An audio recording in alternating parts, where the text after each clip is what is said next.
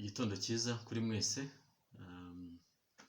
tubifurije ikaze hano muri iki kiganiro cyacu cya mu gitondo romate nk'uko mumaze kukimenyera, kandi tubashimira mwebwe mudukurikira, mudutera imbaraga zo gukomeza kubagezaho ijambo ry'Imana rya buri gitondo, kandi tugenda dushimishwa n'abavuga ko basigaye baramenyereye kumva ikiganiro cya romate ndetse na roswara.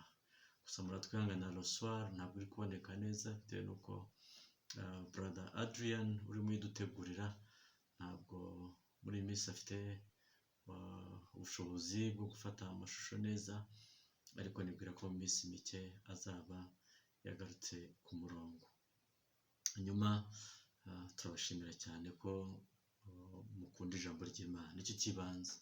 Ntabwo tubashimira ko mukunda ikiganiro dutanga, kuko byose tubikora kugira ngo mubone ubutumwa bwiza, ijambo ry'Imana ribagereho kandi mu mwimerere waryo, muri simplicité yaryo, kandi muri authenticité yaryo, cyangwa se mu mbaraga zaryo. Reka rero dusenge hanyuma twinjire mu mwanya w'ijambo rigufiya. Mwami mwiza, turagushimiye cyane muri iki gitondo duhaye cy'umugisha, tugushimira urukundo rwawe, tugushimiye kubana natwe, tugushimira kandi amasengesho dusenga buri munsi aturinda, ugatanga ingabo nyinshi ku bwacu, ukaturinda ibizazane mu nzira tugenda, ibyo utatekerezaga duhura nabyo ukaducira inzira tukabinyuramo turi bazima, ibyaduteraga ubwoba bikayoyokera mu maso yacu. Mana uhabwe icyubahiro. Tugushimira rero ko byose bikora kurusha icyubahiro, dushoboze, uturinde kandi ukomeze kutwigishiriza mu ijambo ryawe, mu izina rya Yesu Kristo, amen. Iki gitondo cy'umugisha turasoma mu rwandiko rwa kabiri Pawulo yandikiye Abakorino, ibice byaho 4, umurongo waho wa 13, wenda turageza ku murongo wa 14 cyangwa na 5. Reka dusome.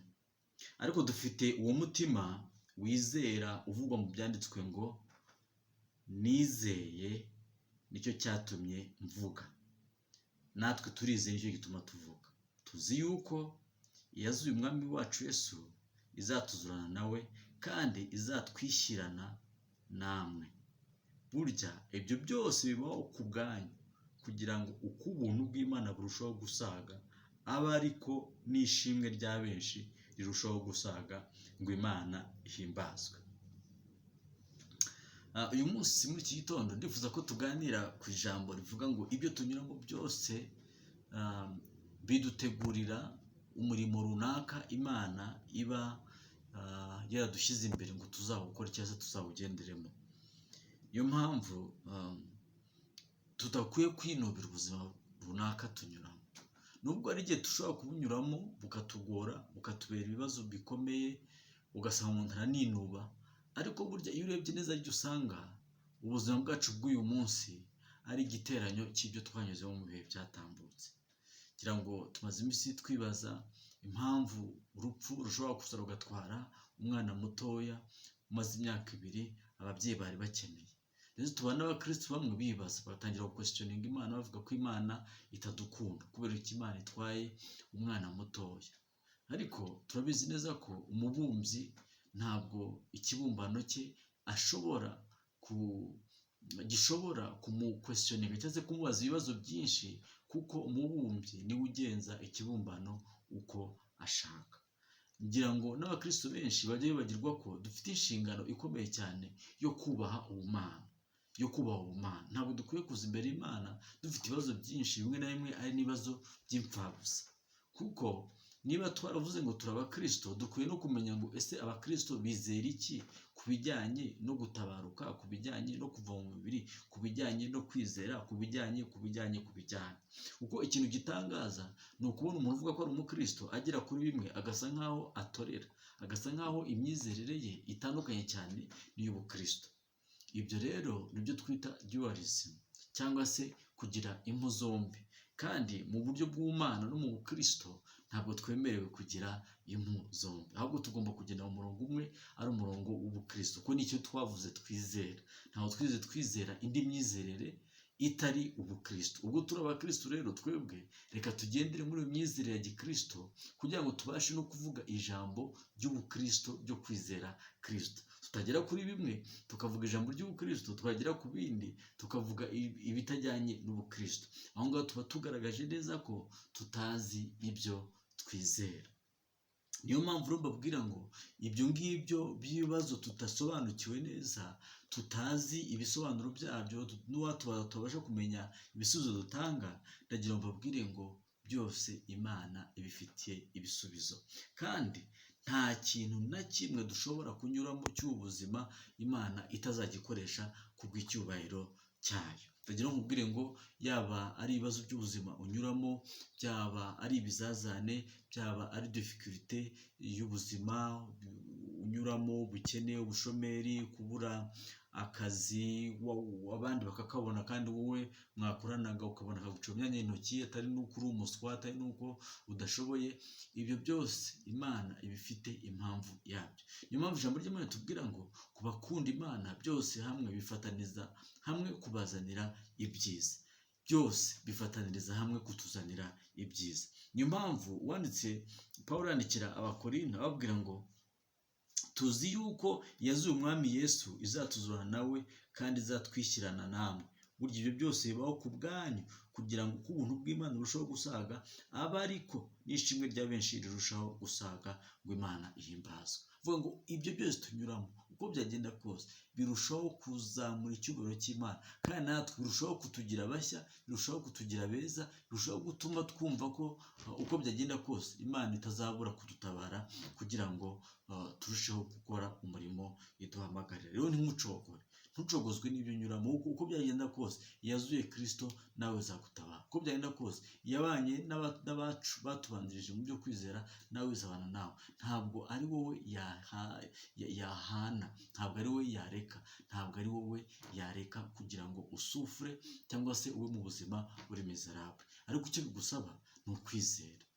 Icyo bigusaba ni ukwizera. Icyo bigusaba nawe ni ukuvuga ngo Mwami ni wowe niyeguriye, ni wowe neguriye imitekerereze yanjye, ni wowe neguriye ibibazo by'ubuzima bwanjye, ni wowe neguriye ibyo nibwira byose.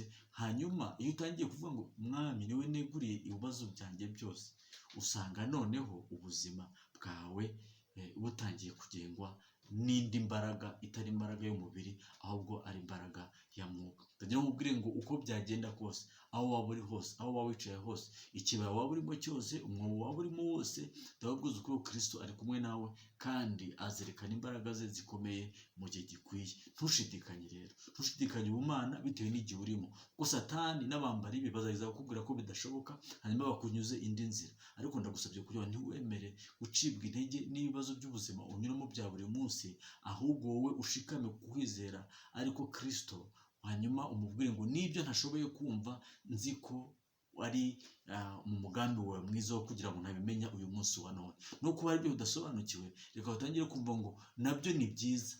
Niba hari ibyo Imana itashimye ko tumenya, ubwo nabyo ni ukubona ko kubimenya nta mumaro bidufitiye. Hanyuma tuyihangeho amaso yonyine. Hanyuma yazuye umwana wayo Yesu Kristo, natwe ntizabura kutwegereza kandi dukeye dufite ubumana bwose.